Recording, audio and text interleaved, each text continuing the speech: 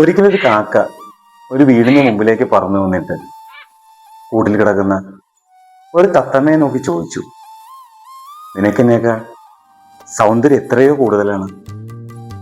എന്നിട്ടും ഞാനിങ്ങനെ ലോകം മുഴുവൻ പറന്നു നടന്ന് കാഴ്ചകളൊക്കെ കണ്ട് എനിക്കിഷ്ടമുള്ള ഭക്ഷണമൊക്കെ കഴിച്ച് ഇങ്ങനെ ചുറ്റി സഞ്ചരിക്കുമ്പോഴും നീ മാത്രം എന്താണ് ഈ കൂടിനുള്ളിൽ ഇങ്ങനെ വീർപ്പ് മുട്ടി ലോകമൊന്നും കാണാതെ അവർ തരുന്ന ഭക്ഷണം മാത്രം കഴിച്ച് ഇങ്ങനെ ജീവിക്കുന്നത്?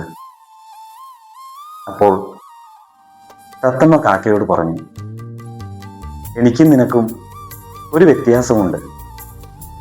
ഞാൻ സംസാരിക്കും. നമ്മുടെ ജീവിതവുമായി കണക്ട് ചെയ്യുമ്പോഴും ഈ കഥയ്ക്ക് വളരെയധികം ബന്ധമുണ്ടെന്ന് തോന്നും, അല്ലേ?